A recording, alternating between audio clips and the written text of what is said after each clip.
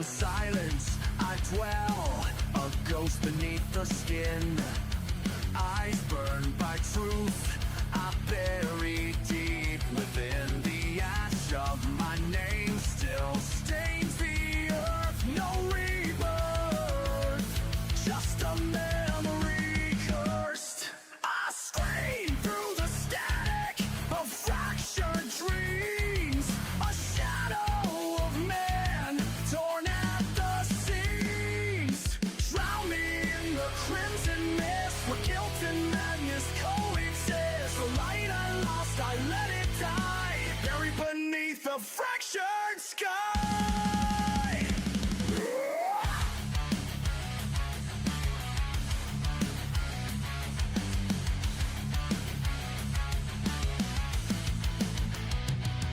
These hands once reached for something pure, now tremble in doubt, I can't endure. A hollow vessel built from pain, cursed to walk through fire and rain. No salvation, no peace inside, only echoes of the self I hide. Born from ash, forged in shame, you can't kill what never had a name.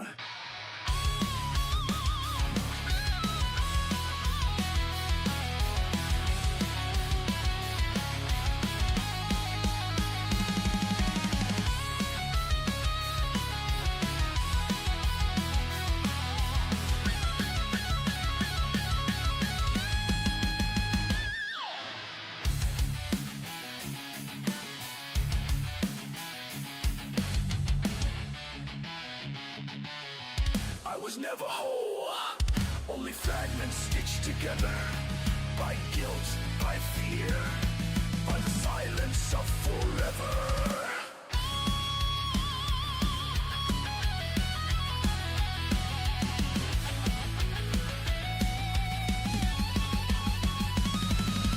Drown me in the crimson mist where guilt and madness coexist. The light I lost, I let it die, buried beneath the fractured sky. So tear me down in flame and steel, let the pain be all that's real. This ashen veil, my legacy, a soul unmade, no memory.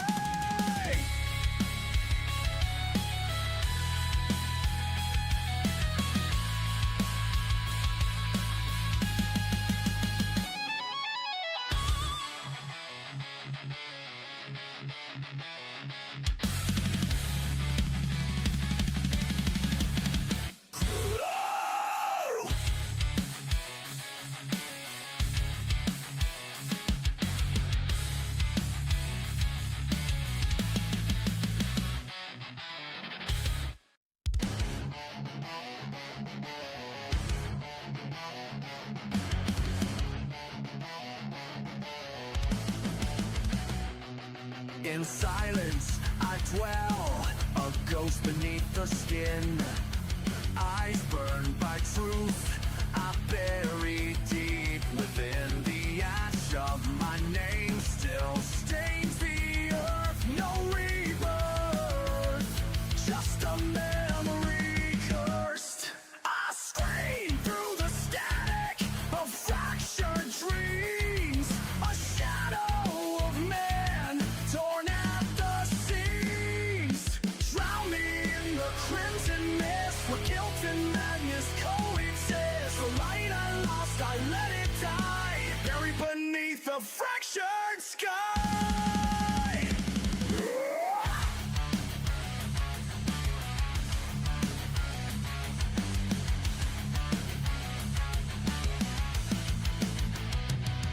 These hands once reached for something pure, now tremble in doubt, I can't endure.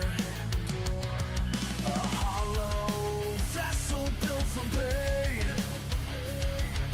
cursed to walk through fire and rain. No salvation,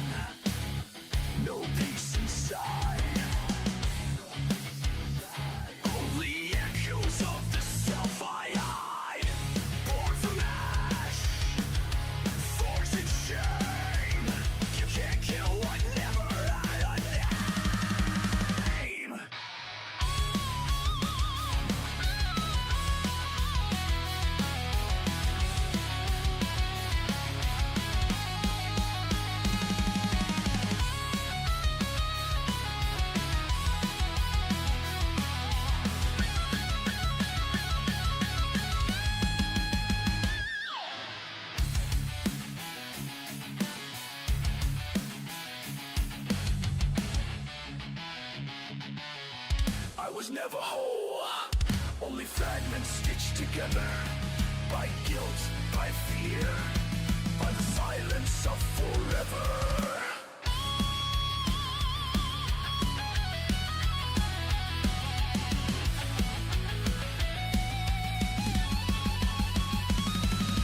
Drown me in the crimson mist where guilt and madness coexist. The light I lost, I let it die, buried beneath the fractured sky. So tear me down in flame and steel. Let the pain be all that's real. This ashen veil, my legacy. A soul unmade, no memory.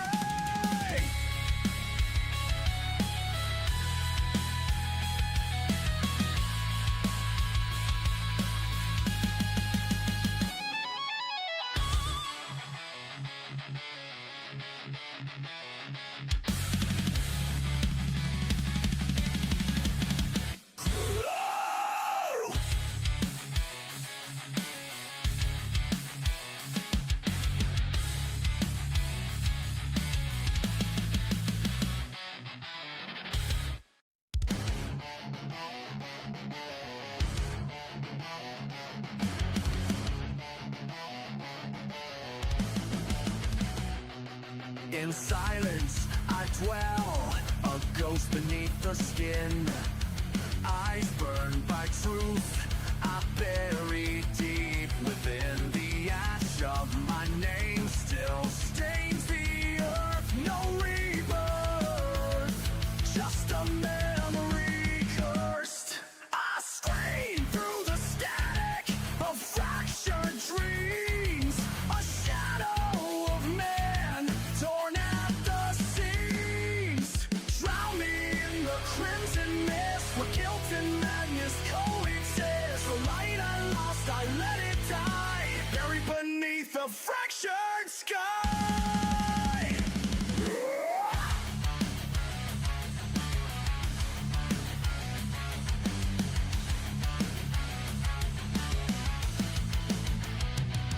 These hands once reached for something pure, now tremble in doubt, I can't endure.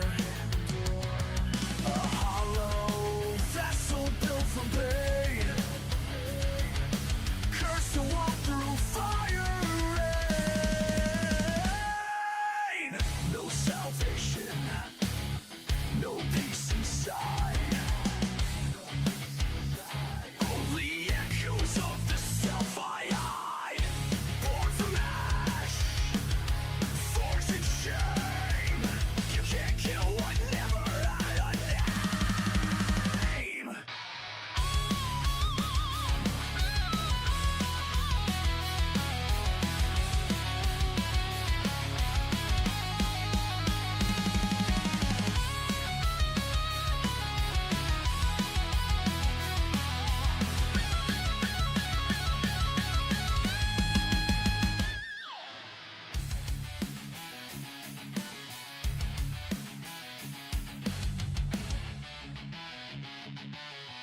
I was never whole, only fragments stitched together by guilt, by fear, by the silence of forever.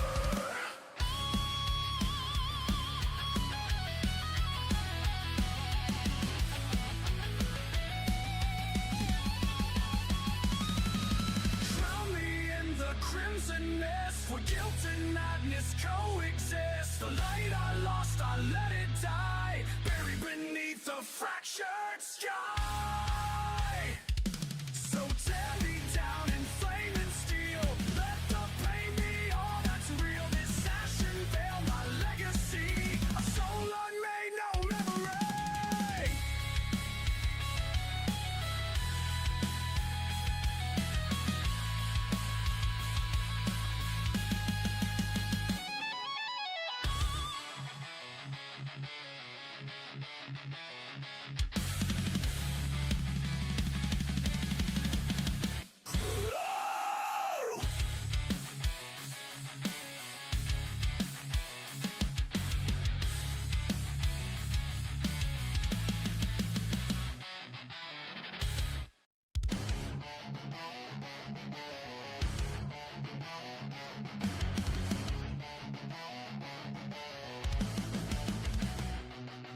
in silence I dwell, a ghost beneath the skin. Eyes burned by truth, I bury deep within. The ash of my name still stains the earth. No rebirth, just a memory cursed. I scream through the static of fractured dreams, a shadow of man torn at the seams. Drown me in the crimson mist where guilt and madness coexist. The light I lost, I let it die, buried beneath a fractured sky.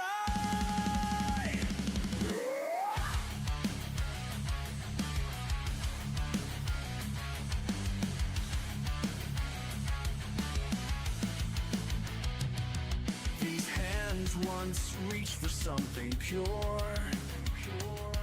Now tremble in doubt, I can't endure. A hollow vessel built from pain, cursed to walk through fire and rain. No salvation, no peace inside. Only echoes of the self I hide. Born from ash, forged in shame. You can't kill what never had a name.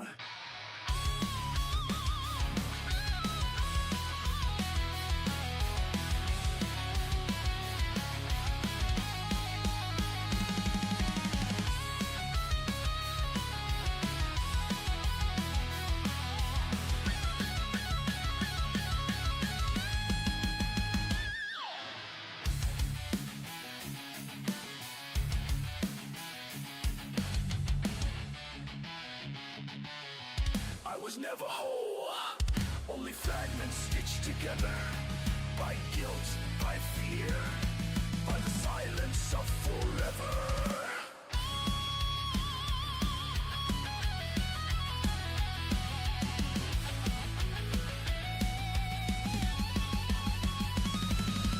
Drown me in the crimson mist where guilt and madness coexist. The light I lost, I let it die, buried beneath the fractured sky. So tear me down in flame and steel. Let the pain be all that's real. This ashen veil, my legacy. A soul unmade, no memory.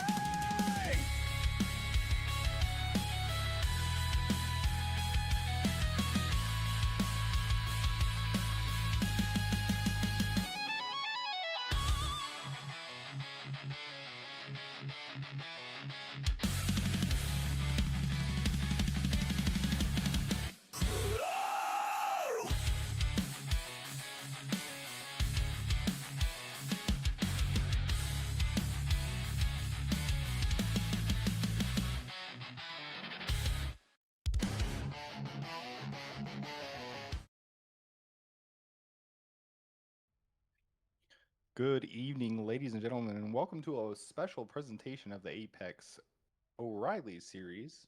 That's going to throw me off for a while. Here in the rolling hills, Irish Hills, at that, of Michigan. Today we are at this fast mile-and-a-half track, trying to get everybody around in one piece and get to the end of this recruitment race. The skill here is in trying to make sure that you don't get into other people, so we're all going to try to take it easy. This week we have Michigan. Next week we have Phoenix. So if you're looking for a good league, we run Sunday nights.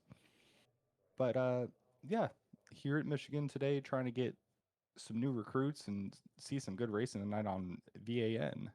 Trevor, Michigan is definitely a big track to tackle, but even more so in these O'Reilly cars, don't you think?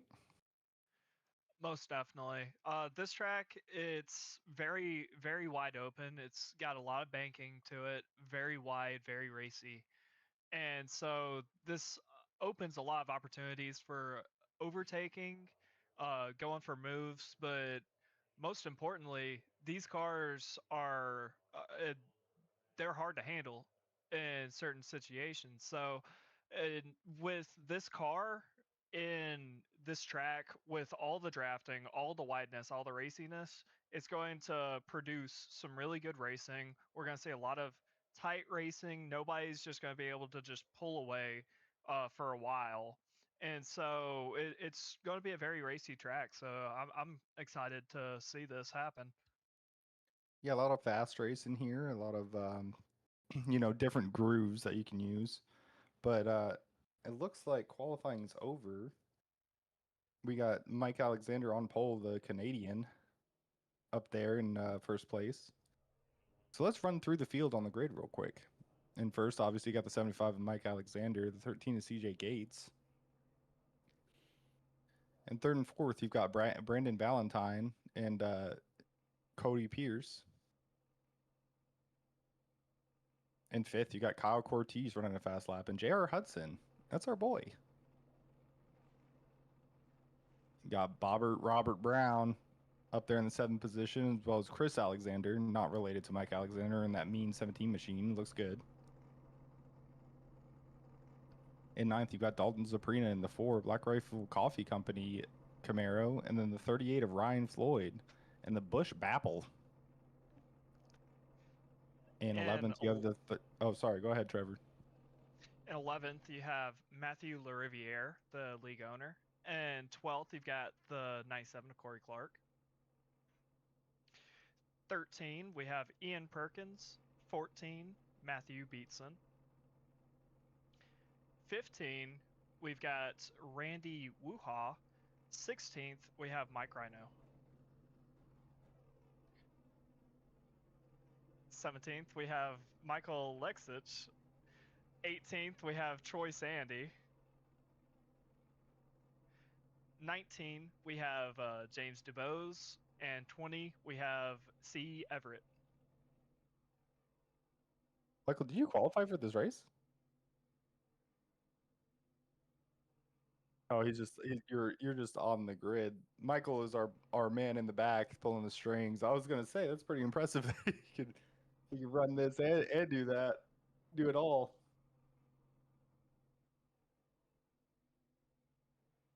Hey, I've seen Michael do some pretty impressive things. I wouldn't put it past him. He is our producer in the back. He is the one that is making the magic happen.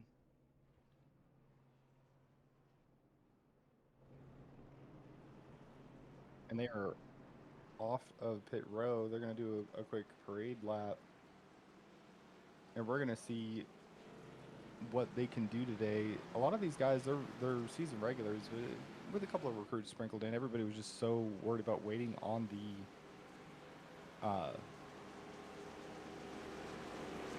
new season to come out, the new season to start, that we all just kind of race together. It's pretty fun. But as far as what we're looking for tonight, I'd imagine tires are going to be a big issue. I always talk about tires on all our broadcasts, but they make the car go round. But and we're going to be keeping a good eye on these. These cars are very heavy on the rear tires when it comes to kind of snapping out and getting loose on you. So I'd imagine the right front and the right rear are going to get some abuse tonight. What do you think, Trevor? Most definitely. The way that the rear end of these cars are set up, it's really easy to put weight on that rear right tire, especially at a track like this. And you get it too hot, you get it overheated, it starts spinning. It can really turn a very planted race car into almost having to dirt track it. But pace car is off. We are coming to green. Take us away, Thaddeus. Green flag, green flag. And pull up those bootstraps. We're going racing, boys. Got the 75 in the lead. That's going to be Mike Alexander. Ooh, already some contact there. Looks like CJ Gates was trying to side draft. Kind of got a little bit of his right rear quarter panel. And they're coming around onto the backstretch. You can see there's going to be a lot of drafting as well. Drafting, a very important part of this race. Because as you know, Trevor, like, you lose the draft at Michigan, you're done. You're kind of super loose out of CJ Gates. Good save. I cannot believe he came around and saved that car. That was a fantastic save definitely gonna keep them from Yellow flag is getting out. too far. And we have a yellow flag already out. Already. And that's what that with CJ getting loose there. That's why what I was talking about.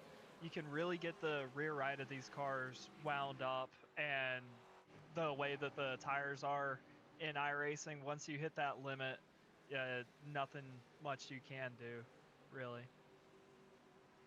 Oh, I think that's an issue with our stage programming.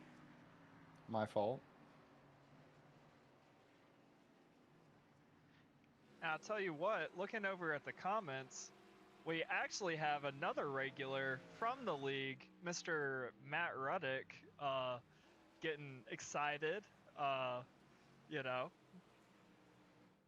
So happy to see him here. We're live here on Van, and if you have any questions, you have any concerns, maybe a little banter on who's going to win this race, feel free to talk to us over in the comments section. I'm sitting here, I've got pulled up, and get you answers for all your questions, get your driver shouted out if you have one.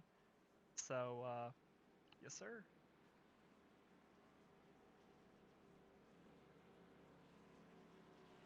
Yeah, we're already starting tonight. Not too hot with the the different stages that we're gonna have to do, but I'm gonna let everybody know from what I have set up. I hit auto, so that doesn't happen again. We don't have a caution. Stage 1 is gonna be stage 18, or sorry, lap 18. Stage 2 is gonna be lap 48, and we're gonna have a 30 lap run to the end of the race, which is 80 laps. So I do apologize. Uh, Now, Thaddeus, yeah. with the way that the stages break down, 18 and then you said 48.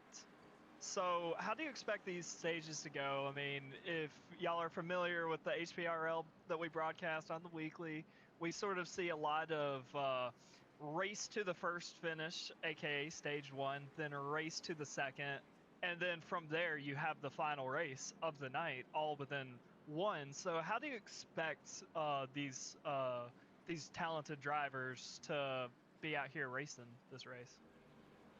Well, I mean, if I was driving, I would definitely be looking out for like what line is fastest. What line am I going to be able to get clean air? What line am I seeing others use to get past other cars? I'm going to try to either A, follow them, or B, make that line work for me to where I can get past them. A lot of it is going to be like aero blocking and stuff, as we can see with this race. But you know, if you can find clean air, that's going to be king here. Clean air and tires are probably going to be the biggest issues here. I don't imagine that it's going to turn into a pit window issue, but it is going to be a lot of looking for where cars are going to be that are moving forward. And when you're in the driver's seat, you're looking at that at 180 miles an hour, and you're also making sure that your tire isn't kicking out. You're making sure that your car is not losing grip. It's going to be a balancing act, but for me, that would be my priority: is where are the cars actually moving? What do you think, Trevor? I think you said it pretty well. I mean, clean air is king, especially in these cars. At a track like this, I mean, you've got five, just about 5 lanes in these corners that you can choose from. 5 different lines. Somewhere in there, you can get some clean air usually. So keeping that air on that nose, and what that's ultimately doing, saving you tire. Now we've talked about tires, all of this broadcast. And if you talk to any veteran in racing, any race veteran, he's going to tell you tires wins races. And that's because the the way that it is, if you run out of tire, that is losing you pace, even when you're using draft to keep, just on the regular lap at a track like this, you're even even with that, you're going to be cycled back through the order just because you're not able to turn that equivalent lap time. So it's very important for these drivers to keep the tires cool, keep the rear right under them, and keep that nose clean. Yeah, most definitely. I mean, this is a very abrasive track. This is probably the new Atlanta when it comes to it. But looks like we're coming back to the green, and off the rip, Valentine gets a good jump on CJ Gates. 11 car seems to have a pretty good handle on Michigan. That was a 2/10 pull right there at the beginning. Looking over at the live scoring, I mean, great jump, but here comes CJ looking to the inside. He's going to claim that bottom as he goes past, using that air to his advantage. And Valentine Yellow actually, flag is out. he's sticking with him. Oh, another caution comes out. Let's see if we can find a wreck. See who that is. C. Everett turns his car around.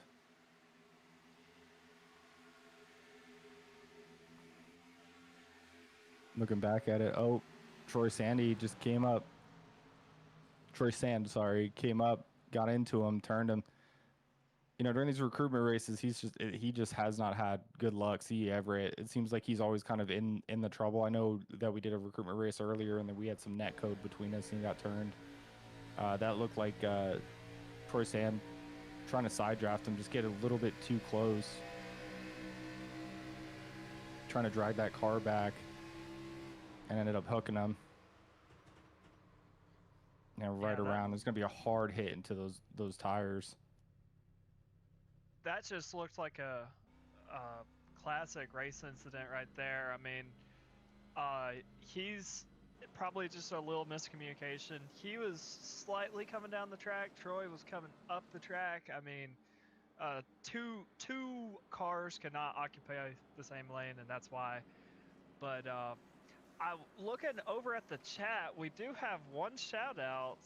Critter Crew Racing is going to dominate. So if you don't know, Critter, aka Landon Rainey, in this race, he's calling that.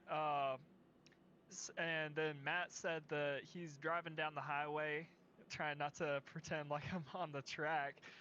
Safe travels to you, Mr. Matt. You know, don't do what C. Everett and Troy just did. Yeah, and definitely don't thank watch you. movies while you're driving either. Especially not the Cars movie. But and then You always want to give thank cars you. your full attention. Great movie that is. Actually, one of my first movies ever that I've ever watched. Great movie. Grew up on it. But thank you, Samantha, saying that just showing her appreciation for us over here at Vance. So thank you. And she's looks like rooting for the 38 and 13. So that would be Ryan Floyd and CJ Gates, two teammates. yes, sir. Know them very well. But I do believe the caution lights are out on the pace car here pretty soon, probably this lap. They're going to come around. Well, in the meantime, while we're doing this, do you like veterans? Do you like race cars? Well, you're listening to a veteran and you're watching imaginary race cars that are code. I'm sure there's better things that you could be doing on a Sunday night, but you decided to be here with us, and we are Veterans and Affiliated Network. We are a soon-to-be nonprofit looking to make everything in iRacing easier for veterans. There's a lot of complicated dynamics to iRacing. There's paints, there's race control, there's broadcasting. We need producers if you want to learn. But we're out here to help veterans. I myself am a veteran. Trevor was ROTC. I'm just kidding, Trevor. We are out here helping veterans on iRacing. So if you want to join, if you want to sponsor us, we run in a bunch of different leagues. We broadcast for a bunch of leagues. So please reach out to us at veteransandaffiliatednetwork@gmail.com. I will get back to you. One of us will get back to you as soon as possible. And, you know, if you're ever looking to help a veteran and you see a weird dude with a face tattoo roll up, just get in the van. Trevor? And as you were saying that, Samantha actually said that she loves watching the races every Tuesday. Said that her mom is a veteran and said that she is going to gladly watch every week. So happy to hear that. Yeah, thank you, Samantha. That's awesome. And thank your mom for her service. Everybody better Green, green, pull green. them boots up. Here we go. CJ Gates now with the big jump. Coming back to the green. We got CJ Gates, Brendan Valentine. And who's that behind him? Again, Cody Pierce is up there in the top three. But he's getting challenged on the outside by Kyle Cortez. That's his teammate, the 8 and the 9. And yet another Hendrick Cars paint scheme. I wonder who made that one. Three wide there through the backstretch. Ryan Floyd there on the bottom, making the most of it. And making it through clean. Some really good racing here towards the upper mid-pack. Still getting dragged down a little bit with Ryan there on the bottom, trying to slide up in front of him. And still staying there on the bottom. Not going to be able to get as good a run coming off the corner, but still able to make the most of it. And I do believe he tucks in line there. Yeah, and that's what I'm talking about when I talk about the different lines that you can use on this track. It's really cool to see where you can gain some and where you lose some. That outside line really good on runs on the straightaways, but that inside line on entry, you can see guys gain swaths away from the car in front of them. So you definitely got to watch and make sure that, you know, just because you get in and you get clear somebody doesn't mean that you can just pull right up, right? Because they're going to have you're going to see huge runs coming from the outside. But that inside line is going to save a lot of tires. We see some cars in the infield. And we have another caution out.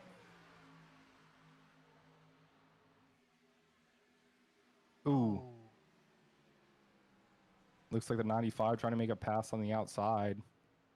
Got into 17 at Chris Alexander and just, you know, two cars can't occupy the same space at the same time. A lot of moving and shaking, though, on the backstretch. And you see him come in there. It's the 18 car.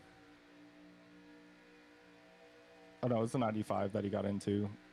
Chris Alexander misjudged by just a little bit. Boom, right into the wall. The 18 tries to slow down. Car behind him gets into him and just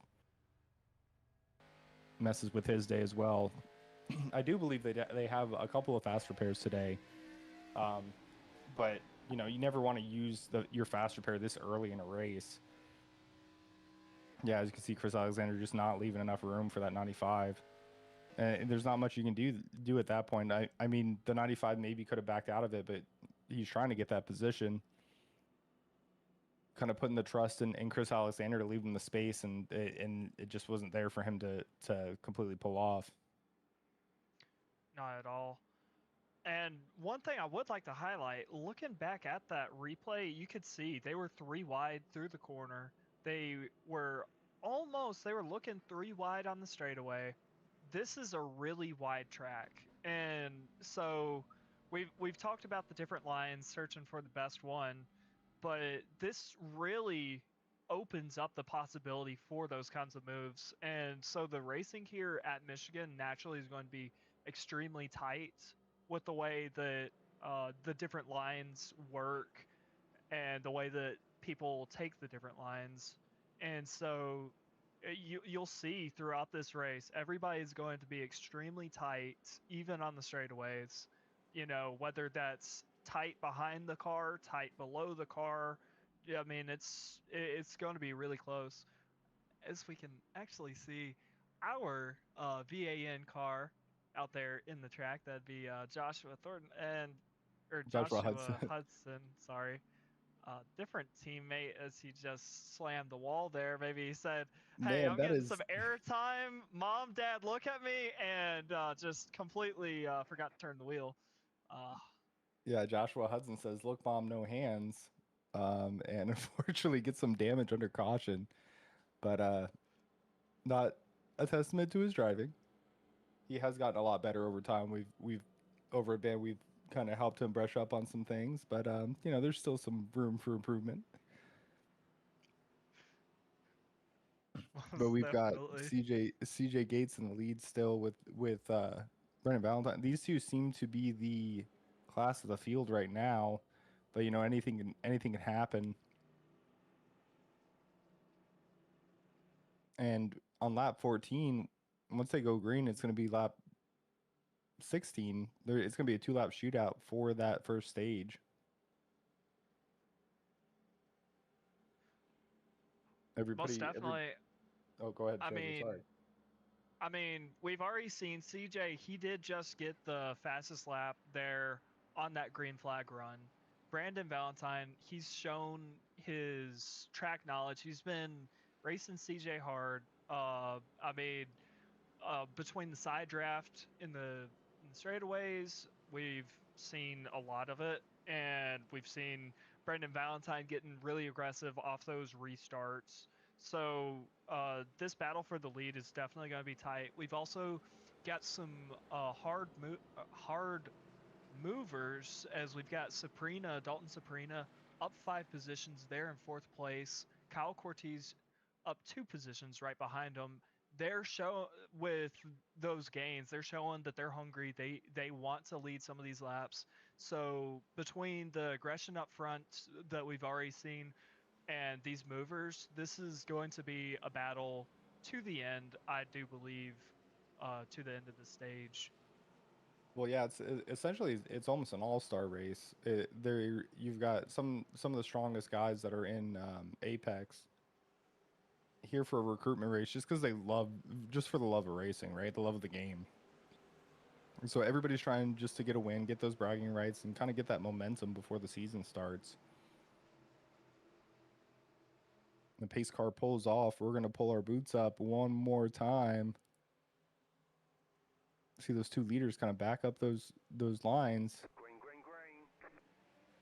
And CJ Gates, another good jump. Coming here to the stripe. So we got CJ Gates leading. Oh, Ooh, back in the pack a little. saw Back in some the pack a little smoke. bit. Looks like there's some cars everywhere. Back in the pack.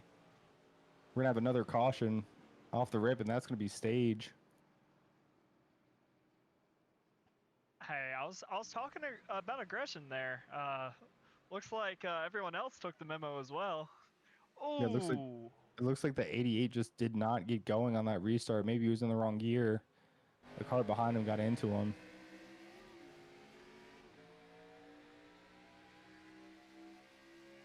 See what's going on here. He just was not up to speed with everybody. He missed a shift. Car behind him got into him. Tried to get around him. Got up into Hudson.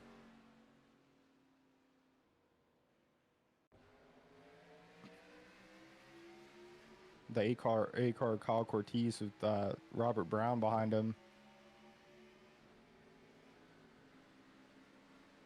Oh, and it looks like it. I do believe. Oh, Hudson did make it through. I do believe that was a money shift, because Yeah. you saw that smoke blow out of the motor, and I mean, he lost all that momentum. I do believe that was reaching for 4th, but accidentally jamming it into 2nd while up in the high RPMs of 3rd gear. Very unhealthy for a motor, and you can see why. I mean, without a proper rev match, it just immediately blows these motors. So I do believe that was a money shift that led to that caution. Yeah, and I apologize for the Just wanted to apologize real quick for some of the graphics on screen. We didn't update our graphics, and that's on me. That's from the other league that we broadcast. If you want to watch that, that's the HPRL Truck Series League that runs on Thursday nights. We have that every Thursday night. They're also looking for sponsors for each race for these broadcasts. So if you're looking for a pretty well-known series to sponsor, the HPRL is pretty good. You can contact us at Veterans and Affiliated Network at gmail.com, and we'll get you hooked up. And Michael, our boy in the back, got that fixed. Excellent job, Michael. For tonight, we are doing Apex for the recruitment race here in Michigan in the O'Reilly series. That series is going to run every Sunday night at 7 Central Time, 8 Eastern Standard. And some really good racing. Me, myself, Trevor, and our production in the back, Michael, all race in this league, and we have a blast. It is definitely cool to see the different personalities that are in this league, and everybody kind of gets along for the most part. Obviously, there's some different arguments that go on every once in a while, but definitely a fun league to be in. If you're looking for like a non-toxic league, definitely the place to be. So if you're looking for a league, try joining Apex. We have Cup Series every Tuesday night, and we have the O'Reilly Series every Sunday night. Now, so far we haven't seen a lot of green flag racing. It's been a little bit unfortunate. There are some new guys out there that are trying to kind of learn the ropes and see how everybody races each other, as well as some mistakes that have been made. But I'd imagine now that everybody's kind of got a taste of what is going on, now that the first stage is over, that it's gonna start getting pretty dicey here with the speed picking up,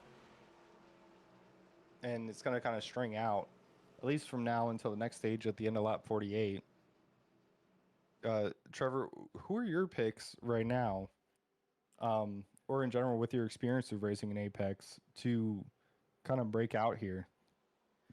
So we've seen Brandon Valentine. He's led some laps here. CJ Gates, he's also led a fair amount of laps here. But honestly, looking back into the pack, from what I've seen, Mike Alexander, he's currently running 8th place, 7th or 8th place. And then Mike Rhino, he's another one. He's already up 7 positions.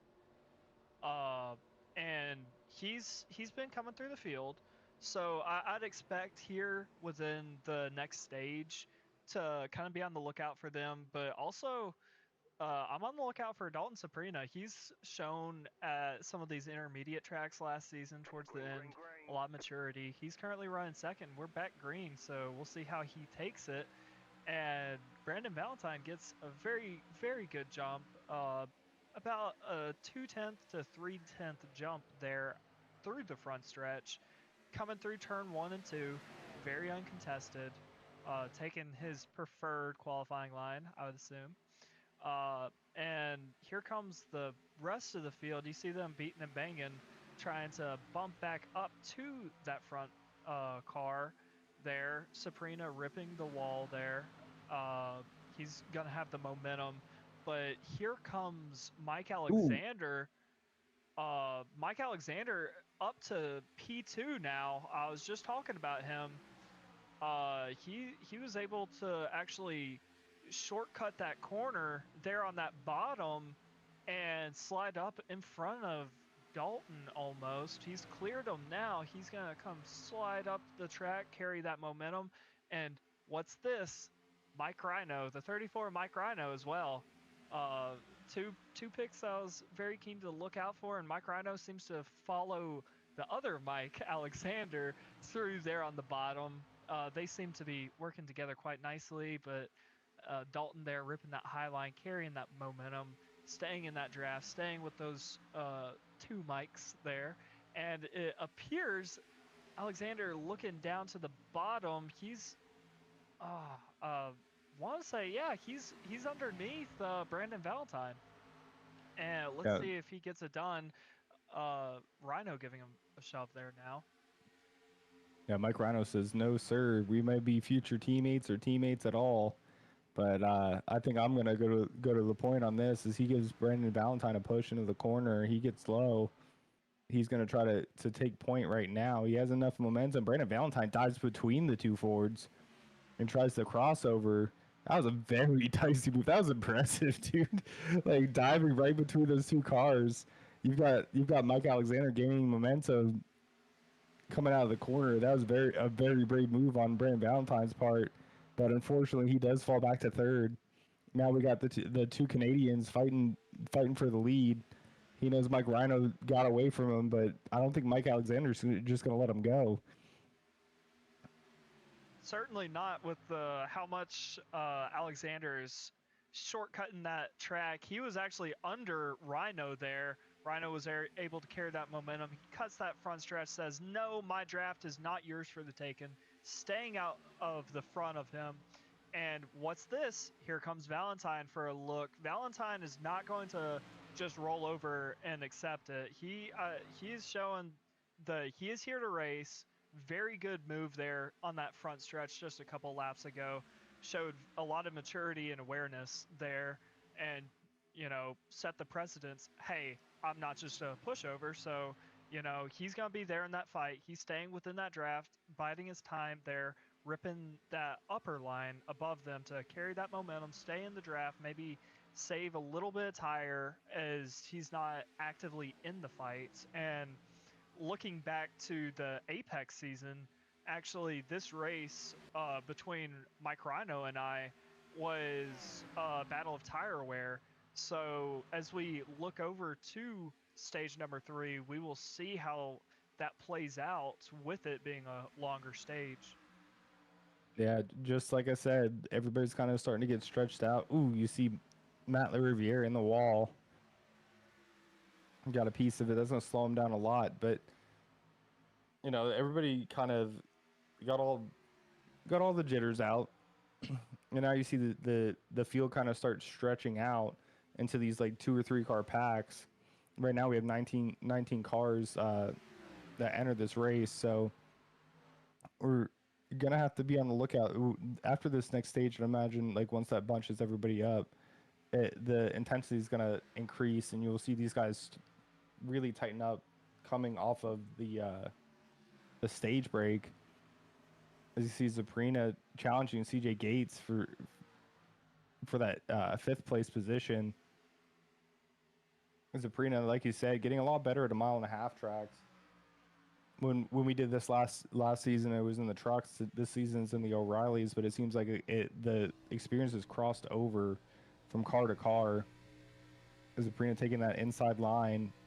CJ Gates getting a little bit loose. Some of you might know, some of you guys who do play iRacing, if you don't, when you get that car on the inside and you start putting air on the inside quarter panel, like the left side quarter panel, Zaprina gets in the wall. It'll loosen up the car in front of you. Like it'll take weight off of that left rear and then cause the rest of the tires to kind of stick a little bit harder, and it almost turns the car. Sometimes it does turn the car as you're coming out of the corner. So you definitely have to keep that in mind while you're racing around these other cars with traffic on, with there being a lot of cars on track. The traffic kind of gets dangerous sometimes, and you never know what arrow is going to cause to your car. And we got a big pack here. Looks like our boy Hudson, he's still in it, even though he had that damage earlier. It still has that damage, it looks like, on the car. Hopefully it doesn't cut a tire. But he's kind of dropping back a little bit, but he's trying to use that outside line for momentum. You got Troy Sand right behind him, trying to use his draft to get picked through the pack. Even with that damage, like, he's still doing a $190 going into turn 1 is kind of impressive to be doing that with how hard he hit that wall earlier. But he is mired in this pack. He's running around 14th. And you can see as he gets into the wall, kind of proving my grabbing point. everybody today. He was having to get a lot of wheel in. I do believe that he might have some geometry damage where the tire essentially gets bowed in, the joints connecting to the tire, gets bowed in, changes the geometry of that front right tire Ooh. and can have adverse effects, and he saves it. My word. Yeah, Robert And Brown with that, an excellent save. and that was some great awareness there for Ian Perkins there on the inside. He saw Bobbert get into the wall there and saw that he was going to have to come down that track a little bit to save it, and he just crept on down the track with them and avoided a potential wreck there. So very good heads-up awareness there for the 95 of Ian Perkins. But Yeah, and good, honestly, good save on Bobbert. Like that could have ended up a lot worse. As we see another car, Chris Alexander tagged the wall. Um, but you know, on these tracks that are so draft heavy, you're trying to side draft people. You're trying to get every little inch that you can on the person next to you, and you know, doing so, you got to be careful not to kind of lose track of where you're at along with the car next to you. So I think that's just a situation where Robert didn't realize how close he was getting to the wall and just kind of went up there trying to get that drive off the corner. But Valentine showing some speed. He's gotten back up to the lead. So him and Mike Rhino duking it out, but it looks like Valentine was able to save just a little bit of tire and keep himself up there. Trevor? and he's got almost a 4/10 lead there. Now, for those that aren't in iRacing, from personal testing, I found these cars about 5 to 6 tenths is the reasonable drafting range, where you can tuck in behind the car in front of you and experience a meaningful amount of air taken off your nose on those straightaways for that top end. So if we can see Brandon maybe save a little bit of tire, a little bit more tire than Rhino is, pull just a little bit better of a line coming out of the corner, carry that momentum, and avoid giving Rhino as much giving Rhino as little draft as possible, then we could expect to see him pull that 5/6 gap there to where it's just a battle of outright speed between him and Mike. As we're looking back in the pack, this is Randy Wah. Randy Wog. Wog. Wog. Wog, sorry, pardon me. Battling Sabrina for 7th, actually. This is a pretty good battle going between a lot of this mid-pack here. He's able to secure 8th place pretty comfortably, but stay within that realm of Sabrina there. Yeah, Zaprina. I've been very impressed with Zaprina's drives on how close he gets to that wall. Like obviously it doesn't work out every time. He's kind of pinged it a couple times and has kind of reached out and grabbed him on others, but he's definitely able to get right by that wall in some of these corners, and it really gives him a super quick drive off where he's able to come up on the back bumper of the car in front of him. Like you'll see here, he'll start closing some distance between himself and the Riviere. And you see just how much that momentum helps when you're coming up on cars. He's carrying so much more speed into the corner just based off of him getting his wheel straight. And you go straighter in or you go faster in a straight line than you would if you're turning a corner. So obviously he's figured something out.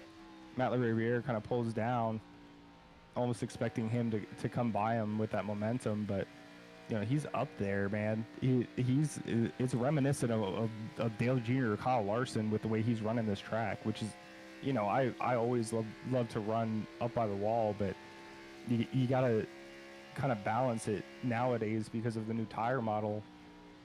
So it's gonna be interesting to see the tire fall off in the laps for Zaprina if he continues to run that far outside. or if it's so beneficial to him that he's able to just keep picking them off. As you see, he gets on the inside of Matt Riviere there. Now, Thaddeus, I've got to ask. I heard you kind of mention it a little bit about the new tire model, but what does ripping the top do to that tire? So if you don't do it right, like there are certain tracks, most tracks, I don't want to be willing to say that if you take the top line the same way you would take the bottom line, then the tire wear is almost even. However, if you want to use that line to your advantage, you kind of have to push the car a little bit harder. Like in order to get that extra speed, it will be faster than the bottom line, but the more you go, the harder you go into the corner to keep off that wall, you're risking one, damage to your car, because obviously we've seen a few guys get into the wall, and two, you're pushing the car into that right front more, which is wearing that right front tire harder. When you're going to the bottom, you have all this room up to the top. Like if you wash up, it's not that big a deal. You'd prefer to keep it on the bottom. And if you have enough skill, you'll keep it on the bottom. But if you push up, all you have to do is kind of like self-correct and then keep the line that you end up in. With the wall, there's not really that margin of error. So if you're turning and you feel like you're about to get in the wall, you're going to turn a little bit harder, and it's going to wear that right front tire more and more and more. And especially in some of these guys that aren't used to running the wall or don't have that kind of skill level to do it, you'll see a lot of guys who are running the wall maybe fall off a lot faster than these guys who are using the bottom lane. And trouble for Brandon Valentine there. He is on pit row. I wonder if he's shortcutting the stage. It is lap 40. Oh, honestly, not bad timing because now we got a caution. So he's going to go in, get some fresh rubber, get some fuel, and essentially should be ending at 48. Essentially be able to go through the pits, and he will be put towards the front when other people pit for their stage number 2 break. Yeah, now we get to see who was paying attention and see who knows that the stage is going to end at lap 48. But that's definitely super beneficial. I mean, pits close 2 laps before the stage starts.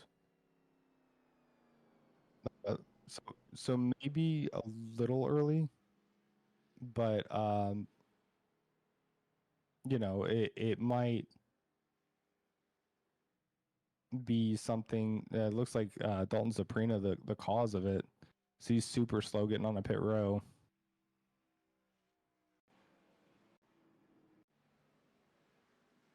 We'll look back here and see real quick. He was running that wall. I don't think that they have it worked into where you can blow a tire yet.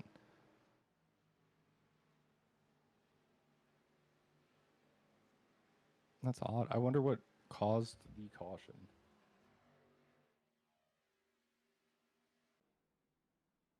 We'll try to find it and see if it's a issue with our system or if it was a legitimate caution.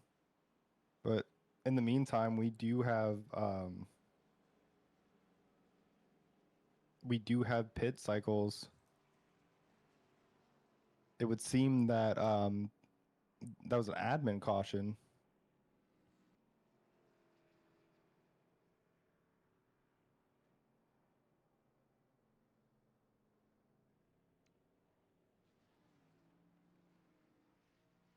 So I think what might have happened is the stages initially were supposed to be laps 20 and 40, and that was lap 40.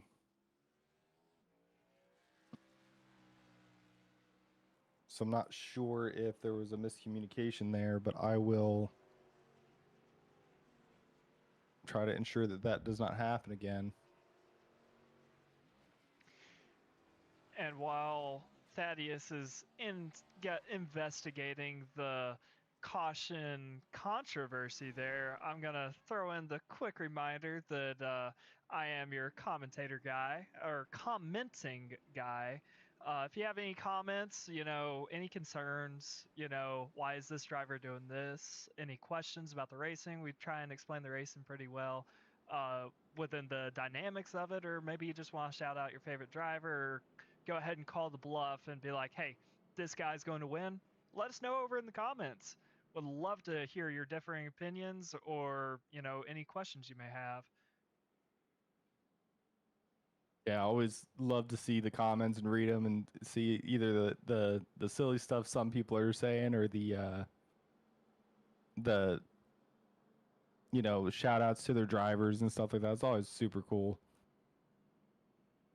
That's always one of my favorite parts of the race is the fans being able to interact, being able to get their driver a little bit extra screen time, a little bit extra recognition, because I mean the fact of the matter is racing as a whole, it's hard. If you don't think anybody's putting in effort, odds are they really are. And so I mean it's hard, and so it's always nice for somebody to be able to get recognized, feel a little happy sensation in their gut, hey, this is worth the time. Hey, this is worth the effort, So always happy to see that. Yeah, we're always happy to bring all this great racing to the fans. At the end of the day, like everything that happens here is for you guys. So if you're watching, you want to comment, don't be scared. Don't be nervous. I know I tell everybody to get in the van, but I promise we will deliver on the candy that we have in there. But and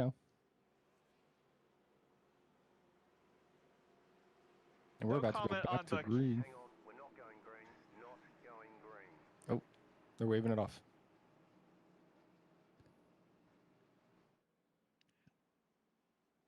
deferring it for an extra lap. And now one of the particular rules for this league is that they will actually extend cautions for people that's struggling to catch up to the field, or at some tracks they'll just have an automatic, they're going to defer the caution no matter what for one extra lap, just to help the drivers be able to get all their stuff sorted in plenty of time for them to get back to green flag racing, that is.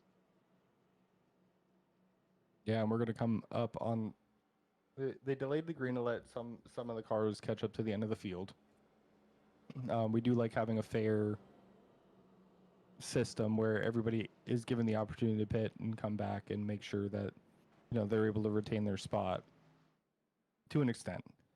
But recently we've added a extra lap on cautions for 1.5 miles, so that's why the caution was extended on that.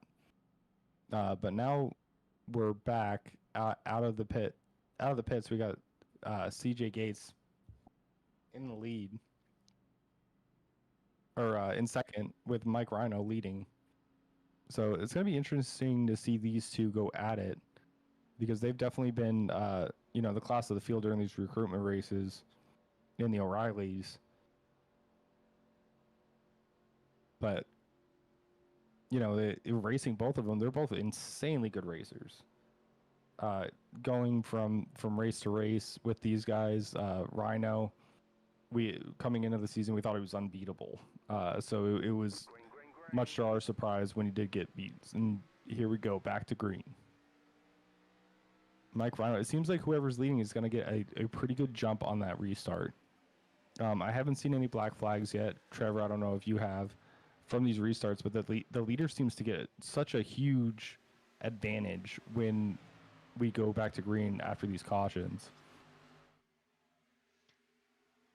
And I would say it's a level to it is adding the randomness of where you choose that restart, because you have a box, you have between this line and this line to essentially pick where you want to restart. And so you throw that randomness throughout the entire field. You get kind of a accordion effect sometimes, but most importantly, it gives advantage to the leader. Oh, as we see caution. Caution comes out. We'll try to find that for you real quick. Sabrina slow through the front stretch. Not quite sure what happened there. Yeah, Zaprina. Imagine he gets loose coming out of this corner and just tracks it down to the inside. Who? Robert Brown. Oh no, Robert Brown had a wiggle coming out of the corner, got into Zaprina, almost got him again. Man, unfortunate break for Zaprina.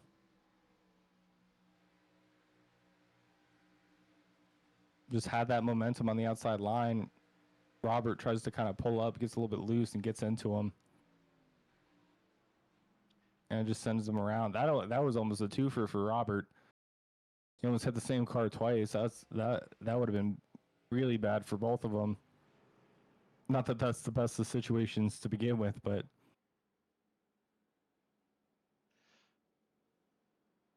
And one thing that it could be, we just got through stage number 2 break, and so come out, most of the field took fresh rubber, cold tires. The factor that almost nobody really talks about, cold tires. You go from old, worn, hot tires, they're going to handle much differently than fresh, cold tires. And so you can see in certain situations where that rear right tire, you're expecting it to do one thing, and it does something else, and it breaks the car loose, and if you're not ready for it. So hey, maybe that could have been cold tires. yeah, cold tires. That's been a bigger pain in my butt since the update than the way you say situations, Trevor. The cold tires coming out with this new patch that iRacing's made has been very difficult to manage. And when we say cold tires, we literally mean colder tires, like colder tires than what running temperature would be. So when in real life NASCAR, these teams will run lower temperatures in order for you to have more grip in the tire. That being said, it kind of transfers in some of the fixed setups that we have in these race cars from real life to iRacing. And when you have cold tires, you have lower temperatures.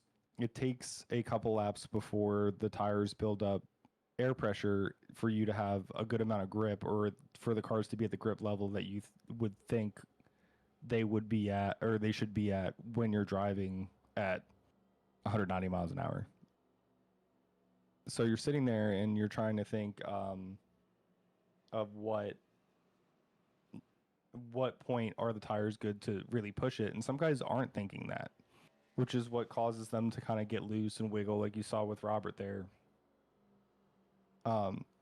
But iRacing is more than just NASCAR. They do a bunch of different track and car combos, so it's even more prevalent in like the road course cars. But in iRacing, in the O'Reilly series and in the Cup series, it is just slightly better when it comes to restarts. And when you go to pit, you get lukewarm tires, you get out on track, and if those puppies aren't warmed up, you're going around, you're going for a ride. So that's another thing that you kind of got to watch out for, but it also adds to the skill level of some of these guys that you see up at the front. And looking over to the comment section, Samantha actually coming back, saying the quote, love seeing the improvements every week in overall teamwork / communication between teammates. Shout out to the 38. That would be Ryan Floyd. Lots of improvement and dedication to that since I first turned in November / December. So being able to track your driver throughout the season over a period of time and noticing the improvements as a driver develops as a whole, and very, very good seeing that, especially in leagues like this where you have a mixture of many different skill levels. And so yeah, shout out to Ryan Floyd. I know I've worked with him personally, and it's really good seeing him improve. Really enjoyed that. Yeah, Ryan's a great guy. We're gonna go and do some crank it up for this one. So everybody, take out your ear pro. We're doing some crank it up on the green Green flag. with Mike Rhino leading the way.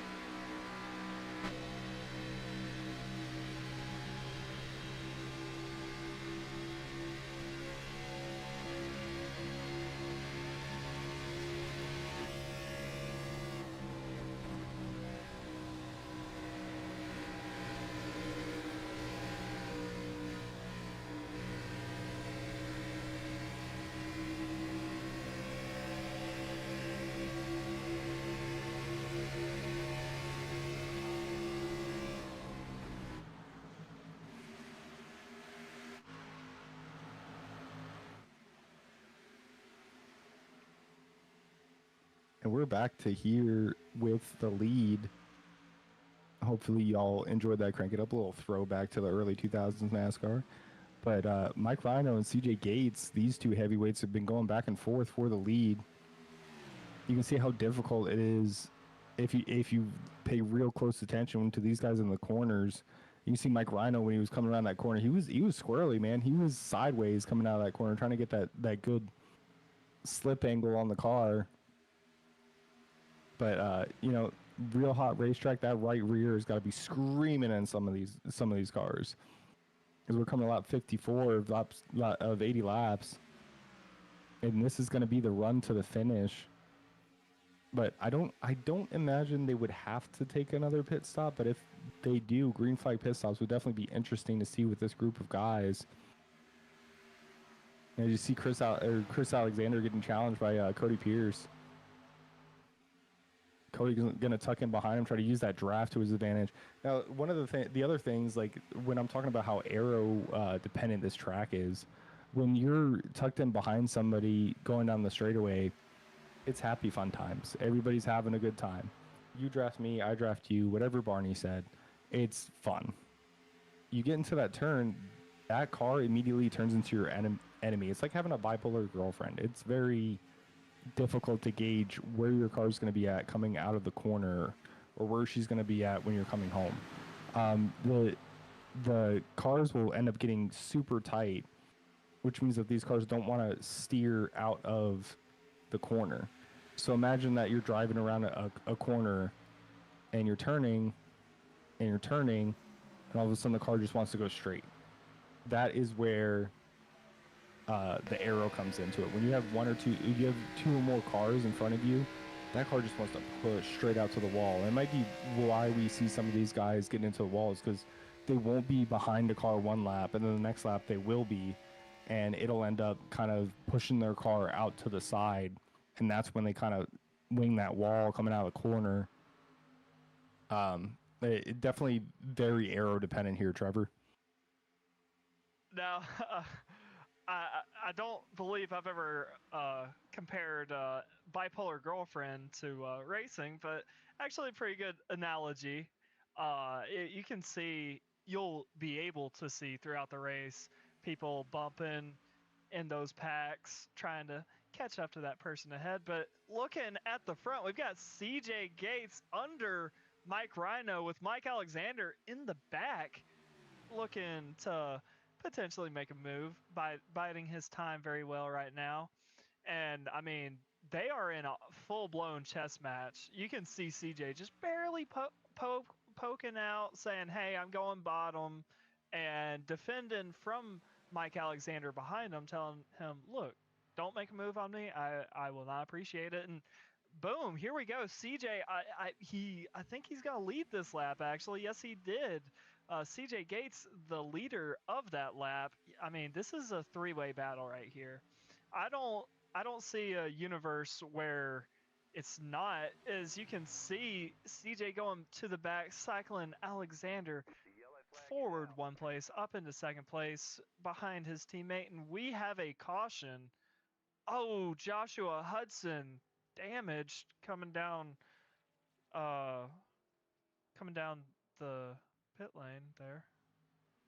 Wonder what Yeah, happened to him. Joshua Hudson, our teammate during the season, unfortunately got into the wall. Just kind of loses it coming off the corner. Oh, He gets into the Josh. he Kyle Larson's it into the barrels. Just couldn't get it woed down. Got off that wall, came down, and that dog is tracking right there. He is on the scent. Unfortunate. I hate to see it for Josh because he's been doing so good lately. The one that race that we broadcast, of course he's having all these troubles, but Josh, great guy. Don't ask him about his attic, but other than that, pretty solid dude. So I hope that he still has a fast repair left so he can get that fixed and come back on the tail end and try to make some moves up there. As a matter of fact, why don't we pull Mr. Hudson up here to the booth? Oh, Hudson, hello. this is Van in the booth. You got me? I got you. Saw your incident. You want to kind of walk us through what happened there real quick?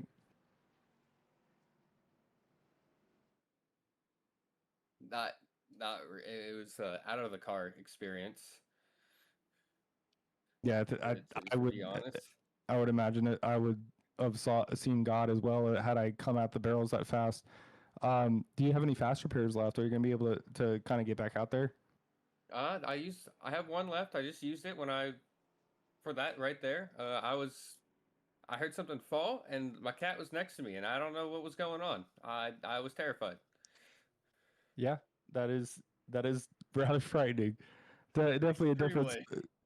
Definitely a difference of being in a real life car to being in your house and racing. There's always outside issues that could come in, but no. Well, I'm glad you still have a fast repair. I hope to see you get back up there. Trevor, you got anything for Josh before we send him back? Okay, so Josh, we actually clicked to you under one of the cautions, and you immediately drove it up into the wall, almost like, we said maybe you're going, "Hey, Mom, I can drive without a wheel," and went up into the wall. Would that have anything to do with the cat, though? No, so I was actually trying to put on the stream so I could see what was going on. So I wanted to see the wreck that had happened behind us, and I was not paying attention, and it just went straight up, and I was like, "Oh God, I'm gonna be on stream." Well, no pressure, man. Just go out there, do your best. Cool to see the van on the hood. Like the paint scheme. And also thank you for your service. We'll send you back to your voice chat now. Absolutely, y'all have a good one. Hopefully we You can too, come back with this. Yes, sir. Make it. Don't call it a comeback. Go out there and get him. Yes, sir. And that is Josh, or J.R. Hudson, as he's known in iRacing, running the van paint scheme. But back to the race, we've got a little under 20 laps to go. And right now, it is still the battle. There's the four main characters are Valentine, Gates, Rhino, and Alexander. But look who snuck up there after the pit stop rotation in that that 33 Cletus McFarland car. Matthew Lariviere, the league owner himself, up there challenging for the lead. He's in that, I believe that's 4th place there. And knowing Matt, he's going to be pushing for whatever place he can get. He doesn't let many people go at all. I mean, so it doesn't matter if he's a lap car. It doesn't matter if it's for position. He typically races pretty tight, within reason. So I'm excited to see what Mr. Matthew Lariviere can do with that 33 car. Yeah, definitely cool to see the Cletus McFarland paint scheme on there. After all of us here at Van, we kind of went up to Talladega and had a Talladega day together. But we're going back green. Let's see what he can do. Once again, that 11 car, huge jump off of that start. He's going to take the lead with CJ Gates following close behind. And imagine Matt's going to have a good run on the outside of Mike Rhino. Mike Rhino's going to get that inside line. Oh, he clears him. He's going to try to block that run. See if Matt tries to take that inside line. He doesn't. Man, Mike Rhino just got a huge jump on him. But now it's CJ Gates and Brandon Valentine back to the point. Ooh. Matt Lariviere hits the apron a little bit. He had to come up, and Ryan Floyd had to take some serious evasive maneuvers to try to make sure he didn't get into him. But battle of the heavyweights right here.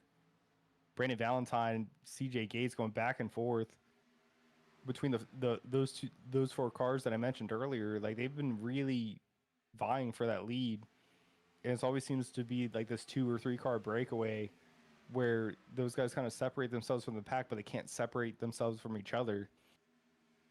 And obviously cautions have played into that, but it looks like CJ Gates is going to have the advantage coming out of the corner.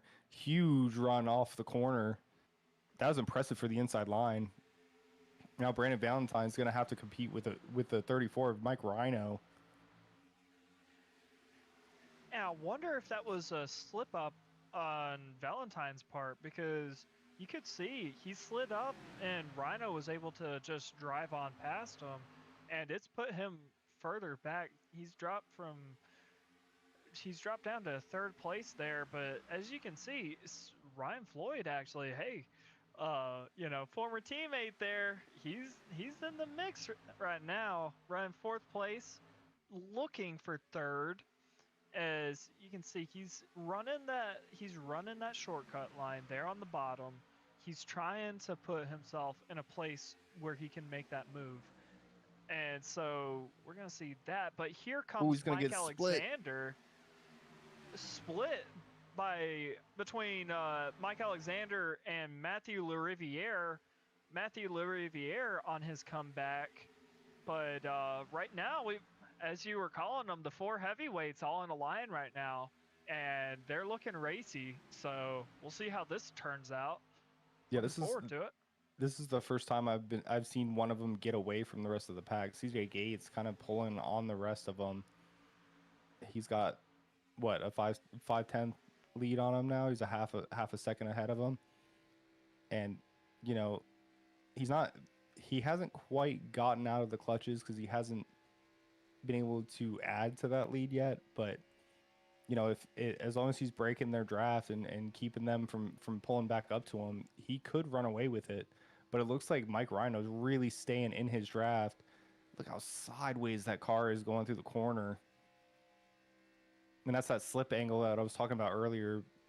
Trevor, to his credit, he's the one who actually taught me about that, was you want to turn the car just enough to where you're in this perpetual state of spinning, and it helps rotate the car. You're not actually spinning out, but you are turning the car in a direction that is definitely not natural to the car. The car should stay straight. I mean, unless you got I know everybody has a family member who doesn't keep up with their vehicles and you know, maybe some bearings aren't exactly where they are, and your home car doesn't stay straight. But any other car, you know, you want them to stay straight. So you're kind of twisting almost the frame of that car while you're going through the corner, um, and just in almost a controlled drift or a controlled slide in order to get that rotation out of the car. And CJ Gates, man, he's a master at that. He was having that car sideways going through the corners. He is. And the, if you want to call it the formula, I suppose, for slip angle, it's the difference between the motion of the rear tires versus where they're facing. So, you know, let's say you have it turned in and the rear tires, the difference between the momentum of where the tire is actually going versus where it is, that is your slip angle. And that's what you're measuring. And you can really see it because you'll be in a straight line and you'll be looking at the back or looking from the front to the back at the car, and you're just going to see, you know, the front of the car. In the Ooh, Troy corners, Stanley gets a piece of the wall. Sorry. You'll see that rear right quarter panel actually poke out, and so you can really highlight it from that view. Yeah, the rear chase always good for good view on how people are running their cars. But man, it is a hornet's nest back here. You got guys slicing and dicing. You see Ian Perkins up there trying to challenge Brandon Valentine. Brandon Valentine really fallen off since this restart. Had good short run speed. I don't know if the short run speed is because of if that's what causing them to fall back. Is now we have this sort of long run where he's starting to kind of wear his tires in, and everybody else is saving more. But he's getting challenged by Dalton Zaprina and Ian Perkins right now for that seventh spot. Perkins looks like it's going to get him. Troy Sand, he's right behind this battle. He was the one who had gotten in the wall earlier, but he seems to be keeping his car pretty well kept together. So he gets challenged by his teammate Kyle Cortez. Kyle Cortez in that 8. He was up there earlier, but Kyle Cortez was the one who misshifted on the restart. Ended up causing that kind of pile up. Really aggressive move there by Troy, trying to get down, make sure that Valentine doesn't side draft him. And we're 2 wide. Almost made it 3 wide there for a second. Did make it 3 wide there behind him. Oh, Troy Sandy gets into Chris Alexander. Chris Alexander turns Valentine. Oh, big pile up on the backstretch. Man, it not the day that Sand wanted. Had a big run on the 11, jumped on the inside. These guys up front were taking it 3 wide, but they couldn't hold it for too long.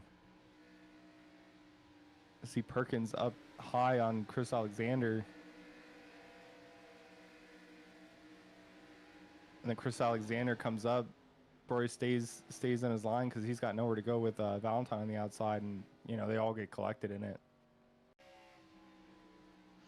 And that was just wrong place at the wrong time for Valentine. He was just an innocent bystander by the time the wreck actually got to him, and it just he just had a run on the outside. Oh, and the and caught secondary him contact. afterward. Ah. Big damage for the 8 as well. You see Valentine, huge run on the outside. He was just about to clear them, and those two got into him, took him around. Then the 8 got him. All just happened too fast for anybody to react. Let's hope they've got some fast repairs for that. You just reminded me of a movie. I can't. When I remember it, I'll bring it back up again. But, I'm thinking Deadpool. Let's hope they wore their brown. Let's hope that let's hope they wore their brown pants.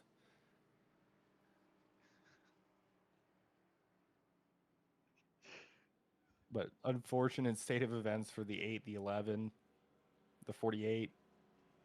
That's got to be rough for Hendrick. That's a lot of cars he's going to have to pay for come Monday.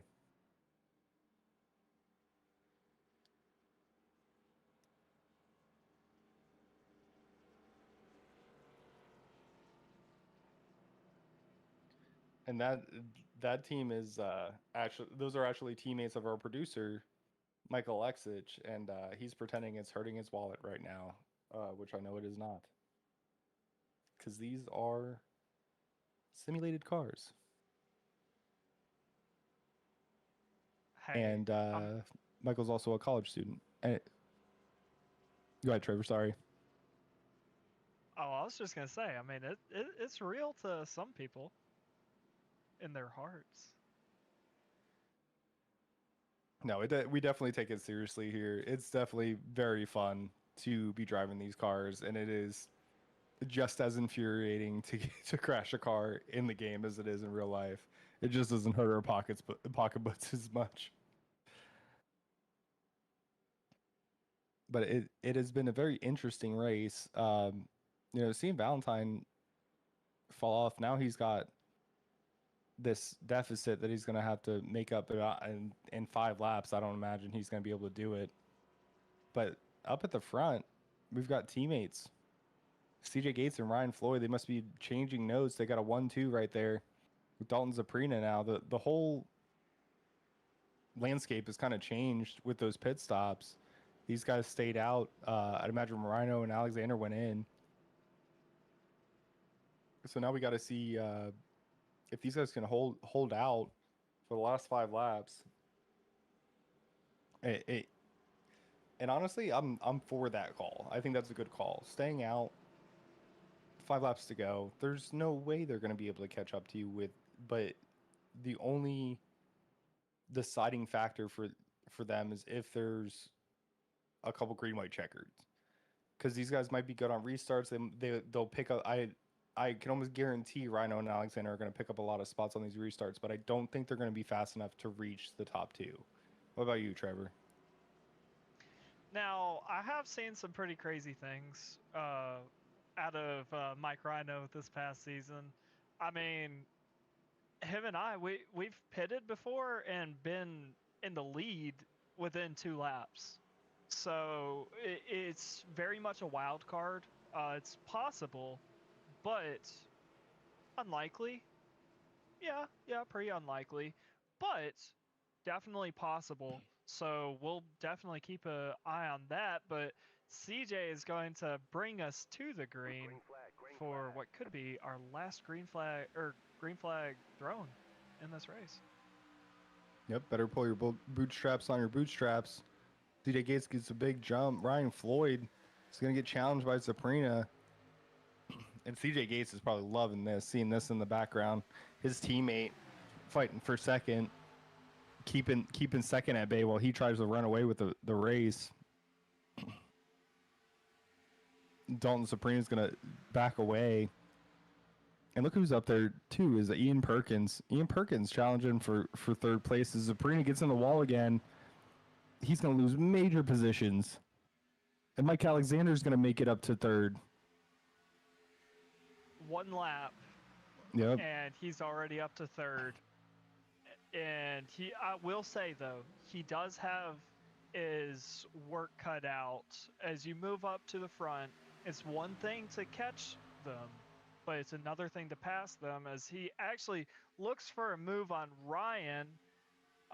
He's to the inside. He's going to wrap that bottom. No ifs, ands, or buts about that.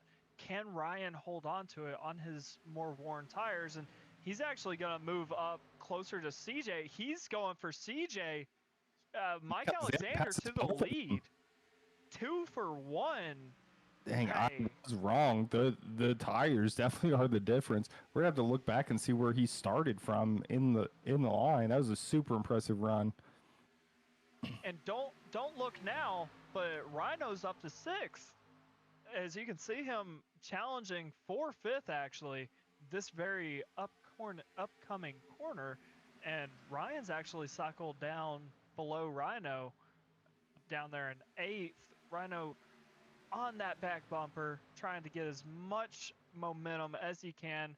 And I do believe, yeah, that's a push right there for Ian Perkins as he pushes him right by CJ, and boom, here we go. Rhino just passed. Alexander getting like getting a lot better start than Rhino did, but right behind him is Wog, and back up in the top three is Brendan Valentine. Valentine made his way back up there after that wreck earlier. But now we're gonna see if Wog has anything for him. Tonight's the first night or the first time that we've mentioned him. Is he jumps to the inside of Alexander, and we're coming to the white flag. Wog taking the lead from Alexander. Definitely gonna have to be on the lookout for him during the season. Oh, right back to him.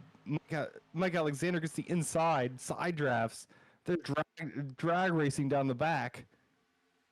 Now it is a very long front stretch, so can Wog actually get enough momentum to pass him on the front stretch? Now he can't side draft, otherwise it's going to drag both of them back. But here we go. He's got the momentum. He's in the draft, but he's too far back. Can't quite get it. Mike Alexander is going to be your winner of the Apex recruitment race at Michigan. Really good racing there at the end.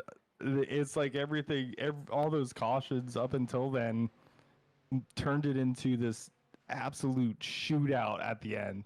Super cool racing. We're gonna have to ping all these guys to come up to the booth. But man, do you wanna break that down for us, Trevor, at the end? I mean, it was just close racing all the way up to the end. I mean, we've seen Mike Alexander, we've seen Brandon Valentine going at it. The entire race. CJ, Rhino, Wog there at the end. I mean, I couldn't tell you halfway through this race who was gonna get it, and I mean down to the last lap, fighting tooth and nail. So I mean, that was a really good call from Mike Alexander to get those tires and trust himself to make it through the field to get back up there to the lead. Yeah, super good finish there at the end. If you give us a moment, we will get your top three up here from or in the Discord.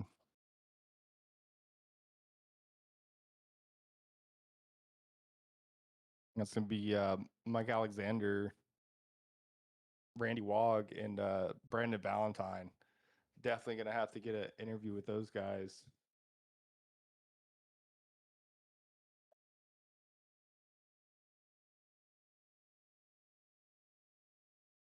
See if we can see them in the chat.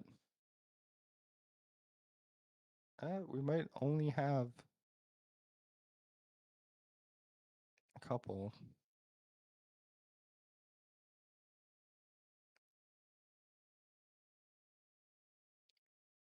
Give me a moment.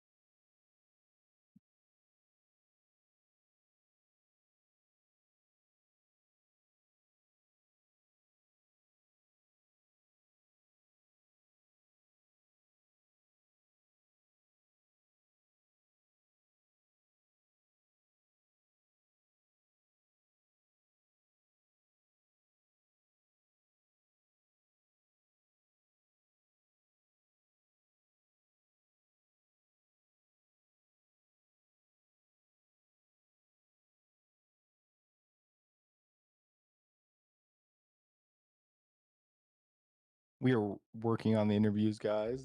Just give us a couple moments. I apologize for the delay. First up is third place finisher Brendan Valentine. Brendan Valentine, this is Thaddeus in the booth. You got me? No, yeah, I got you. Hey man, super impressive run today. We're calling the most leagues have a big three. We're calling you the part of the big four. You, CJ, Mike, and well, Mike and Mike, all Yeah. running up there at the top. Uh, at the end, did were you able to get tires and kind of use those to your advantage? For sure, for sure. The tires definitely helped. On the last pit stop, I took two rights just to try to gain some track position, but that they fell off quite quickly. I guess I just didn't have the bite on the left rear with it, being the old tire. So definitely on the last caution there, I made sure to go ahead and get four, and it definitely played a big part in being able to run everybody down from where I started at. Yeah, we saw you kind of fall off there partway through the race.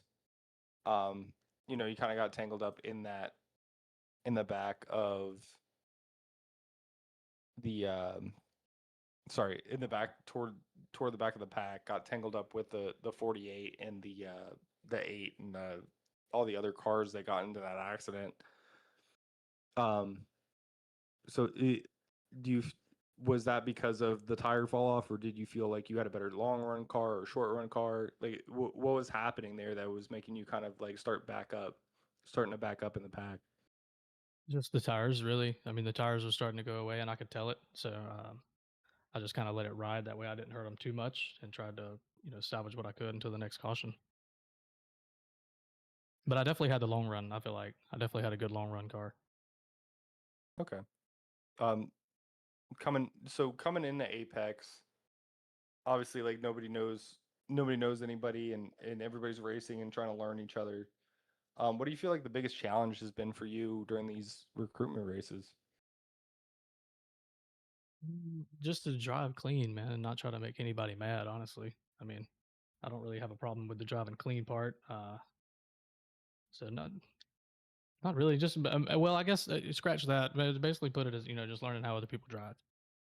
Yeah, You know, I think racing that's a around good people who I've assessment. not raced around. The people that I've not raced around before. So I got to figure out how they drive in relation to how I do. Okay. Um, well, I'm looking forward to racing with you. Trevor, do you have any questions for our third place finisher? Yes, sir. So Brandon, you talked about this being on the old tire model, and talking about that left rear tire. Now we saw you battling for this lead quite a lot tonight, and I would notice if you didn't outright get the lead, a lot of times you would opt to, like, if you got into third place, you'd opt to just sit there and not continuously battle. Uh, was that a strategy, just kind of maintaining your tires, or uh, I noticed it.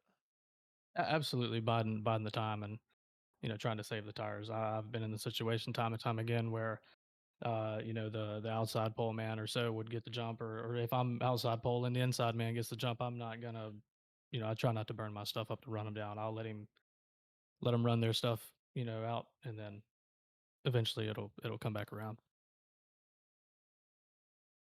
Yeah, it was a war of attrition when it comes to these tires for sure.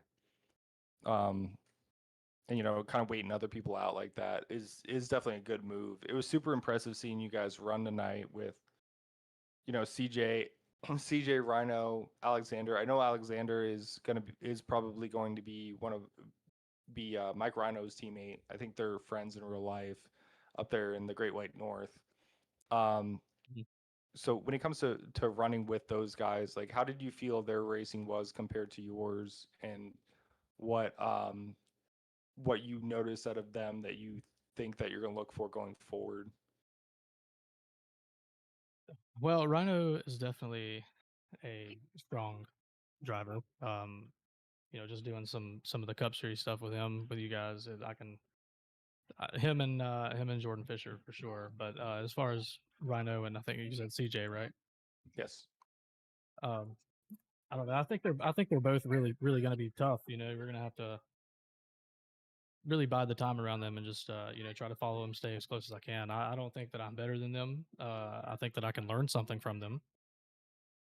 Um, so I think it's just going to be learning what I can here and there and trying to try to maintain pace with them. Yeah, it's definitely cool to be in a league where you can learn from other people. Yes. One of the reasons that I like being around this league is because there are a lot of good drivers, um, and one teaching, the other learning. It's always a fun time. I have a really good relationship and fun time with this league, so I think that you're gonna really enjoy it.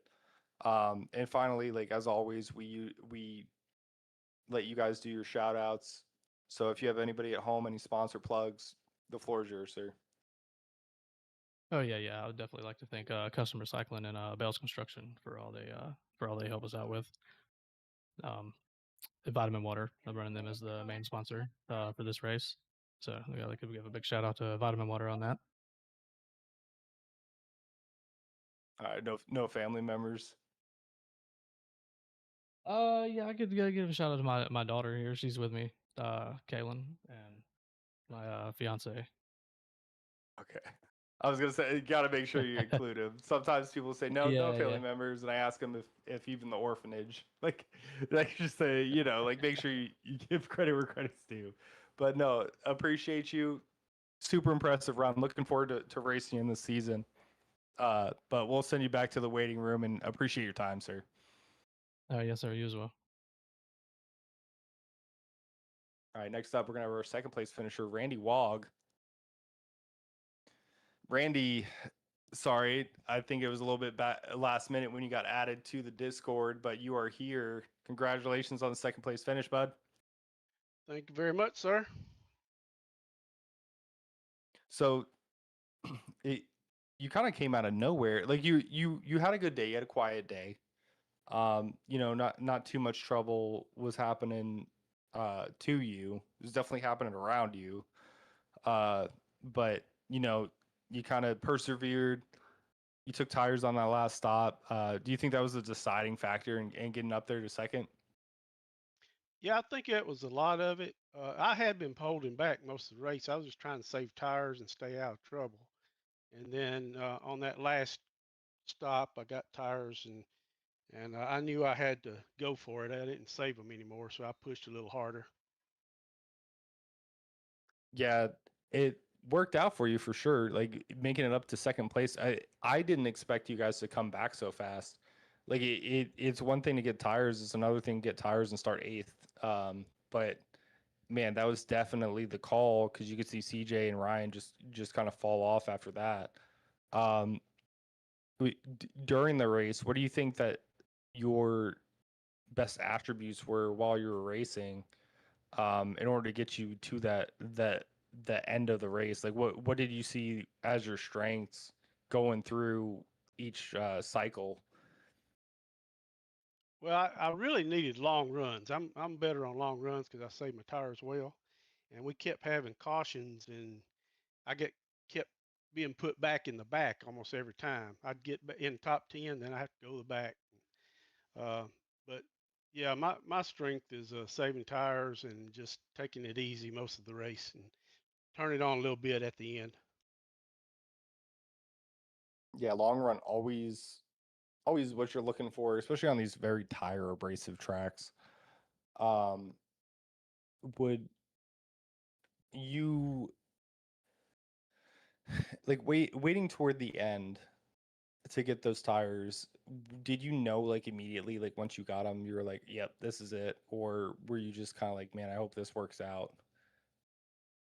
I thought it'd give me a little bit of advantage, but I really didn't expect to get up as high as I did. And then when was it Michael almost spun out when he was in the lead? I thought I had it then, and then I got in the corner a little too hard and pushed up, and he got back up by me. But yeah, I thought the tires would give me a little bit of advantage, but I didn't really think I would get that high. Yeah, it definitely the way to go. Trevor, do you have any questions for our second place finisher? Uh, so Randy, looking more towards the season that's rapidly encroaching. I know you're new here, but what would you say for the viewers that are going to be watching week in and week out? What would you want them to know about you, and what do you expect to do during the season?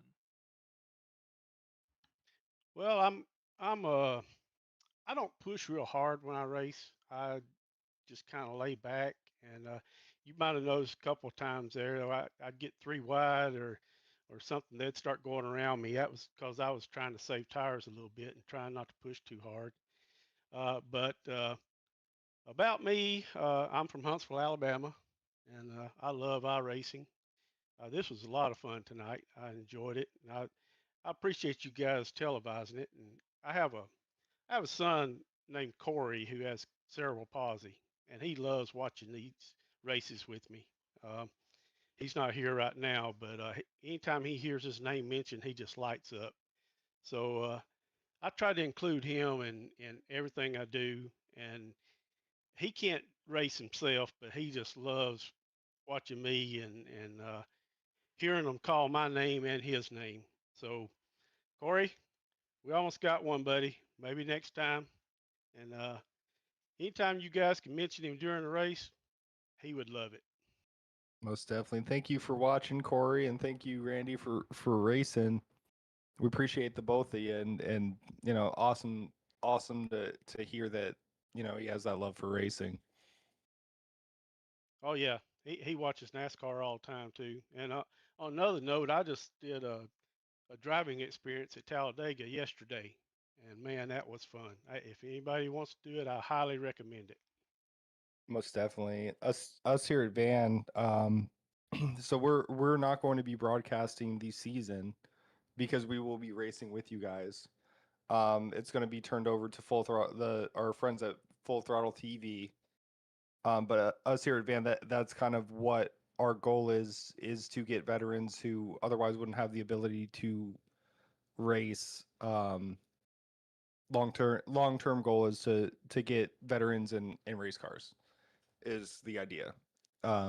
We do broadcasting, we do paints, and we do racecraft. We teach veterans different things on iRacing, with the goal of getting veterans and taking them from iRacing to race cars. So, it's very cool that you guys got to go and get in a car at Talladega of all places and run some laps.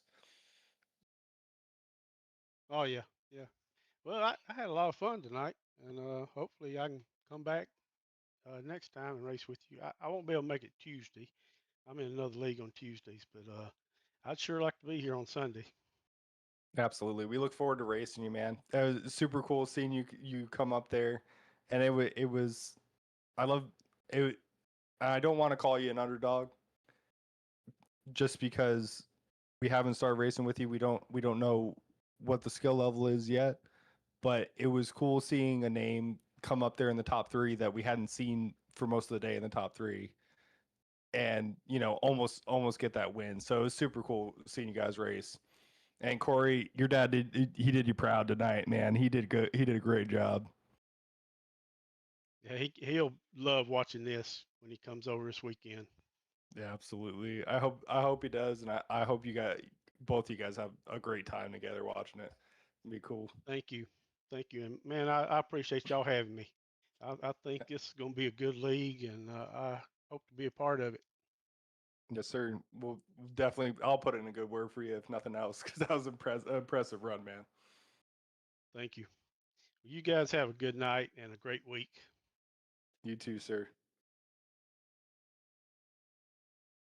All right. Well, we don't have the winner. Winner's a little camera shy.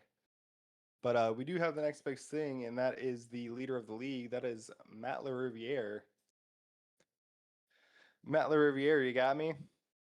Yeah. It was seeing Mike Alexander's a little camera shy. Just wanted to touch base with you and give you an opportunity to talk about the league a little bit and anything that you want to say. Yeah. Start off. She had a pretty good run going tonight. Spent a lot of time in the top 5 with a lot of those guys, but unfortunately, the last restart did not go my way. But it is what it is. But yeah, here almost ready to start season 2. Getting very excited for that. If anybody is interested, we are running obviously the Sunday night O'Reilly cars and the Tuesday night Cup series. If you are looking for a good league with a lot of good guys, people that are willing to help, and what is very a tight knit community at this point, this is definitely going to be the league for you. If you want to get in, kind of last chance as we're heading into our last week of recruiting before we start up season 2. It'll be on May. Let me make sure I get my dates right here. May 17th for the start of the O'Reilly series, and starting the Daytona Duels next Tuesday, which would be May 12th. So really last week to hop in here. Yep, you guys hear that? You got one more week to hop in here. This next O'Reilly Series race will also be broadcasted by Van. The duels will be not broadcasted by us because we will be hopping in the cars and whooping some ass. But up until then, for the O'Reilly Series, we will be broadcasting at Phoenix. This is a great league. If you're new, it's great because you get to see guys that are faster than you and learn from them. If you are seasoned, there is not an iRating cap this season, so you can come join and teach us a thing or two. So definitely highly recommend. And obviously, all the admins have been great throughout the season, Matt, yourself included. Is there any? I'm trying to think here. Is there anything I'm missing when it comes to the league? I think we kind of covered the base of it. Like you said, no iRating cap for this year. We actually kind of like the idea of getting some more experienced guys in here for all of us to learn from. Just makes for a little bit more of a curve. The more guys we can have running up front to try to beat Trevor, the better.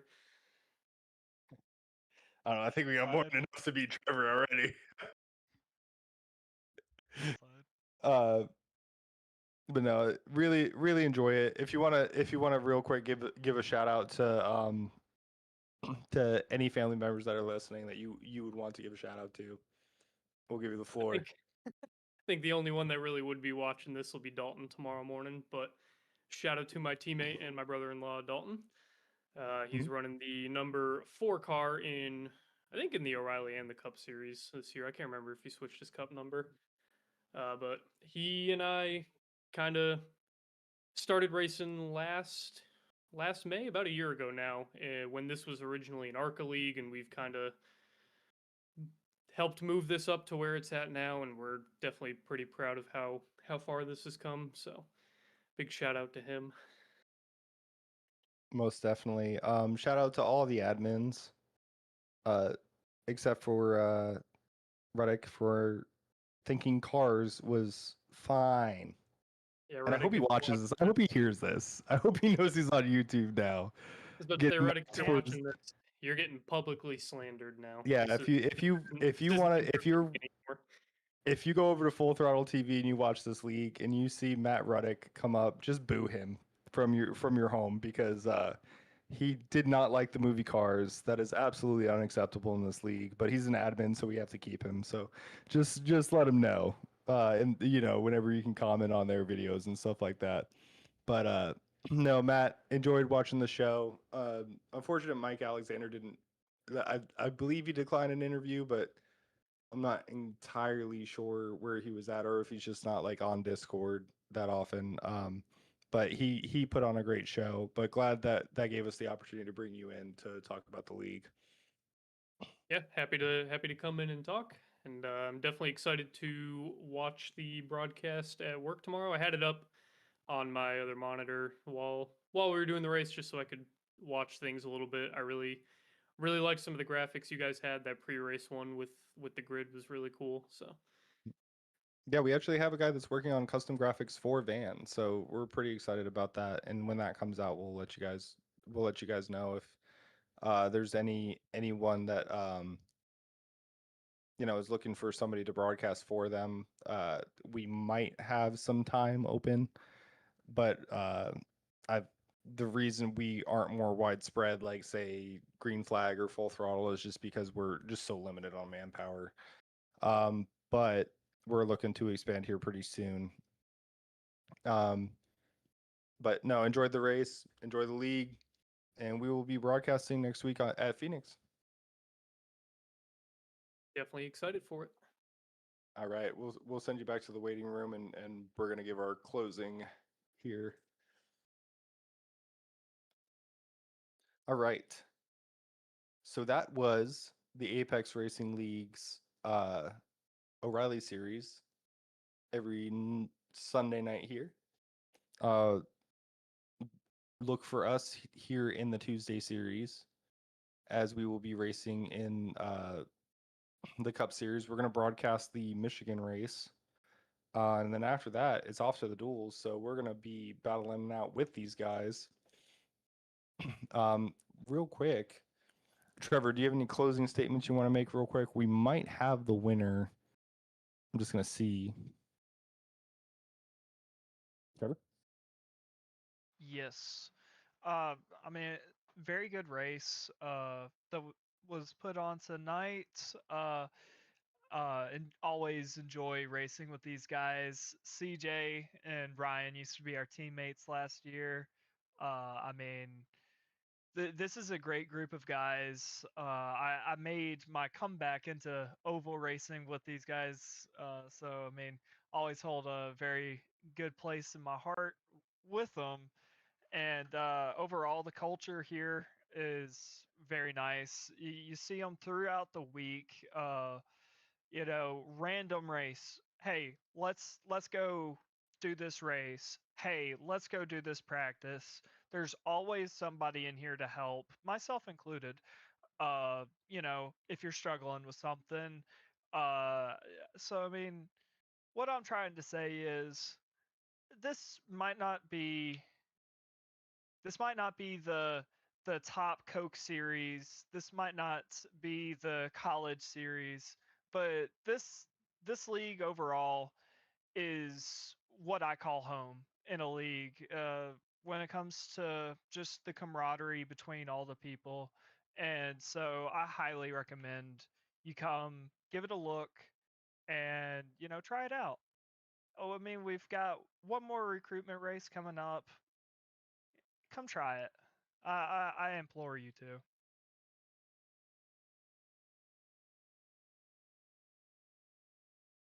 Hold on a second. We might have the race winner.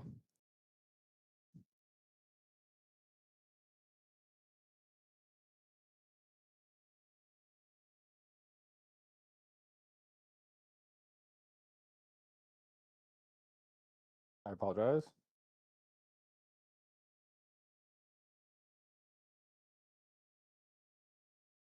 It was great to kind of like have everybody in here. Like I wish more of the admins could be present. Like I'm an admin, but uh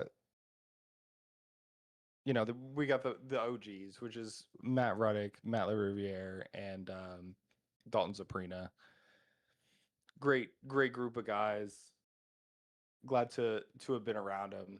I'm happy that I'm an admin now for the league, and I do my best to try to do different things to help out. But at the end of the day, those three guys are kind of the tip of the spear when it comes to getting stuff done. But man, I have so much fun being able to broadcast with Trevor and Michael is an absolute pleasure. But right now we're gonna pull in our winner, Mike Alexander. We were able to get him back. Mr. Alexander, you there?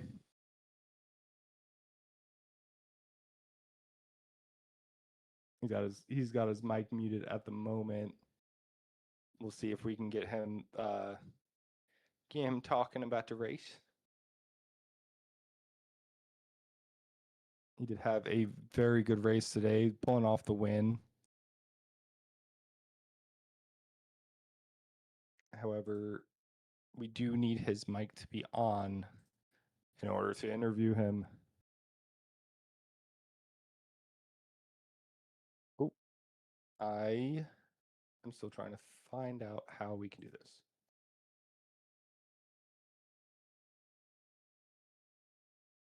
I apologize, everybody.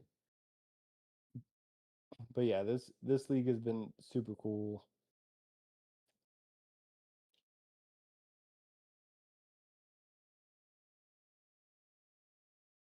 Super cool to me, super cool to us being here. You know, Oh.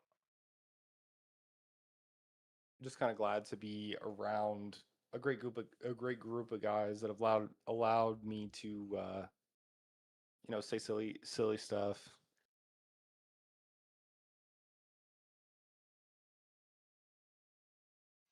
And I must agree with you. It's really nice, broadcasting for what I just called, and stand by my statement, my home league. Given that I, you know, came in here, I mean, the origins of this league was actually the first league that I ever joined, and now 4 years later, being able to win in that league, and now I'm broadcasting for it. I mean, that's something that I hold very special in my heart. So, you know, I I really I really vouch for these guys. So unfortunately, we probably won't get to interview Mr. Alexander because we're having some type of technical issues. I was trying to bring him in. For some reason, his mic was muted. Then he had to hop back out. So congratulations though to Mike Alexander on the win. He's been a super impressive driver for these recruitment races. And that was our racing for Michigan. There was a lot of highs and lows. A surprise second place driver, coming out of nowhere. And some of these guys are super good, but they might have an Achilles heel when it comes to this next race at Phoenix. But as always, I'm Thaddeus. He's Trevor. Michael, you didn't hear him, but he's back. He's in the back. He's in a couple of our other broadcasts. You can go check him out. He's a funny dude. But he's in the box, is what he says. Shut up and get back in the box. As always, all of you guys enjoy, and hope to see a lot more guys out here at both Van and in Apex. Until next time at Phoenix, I'm Thaddeus. Have a good night.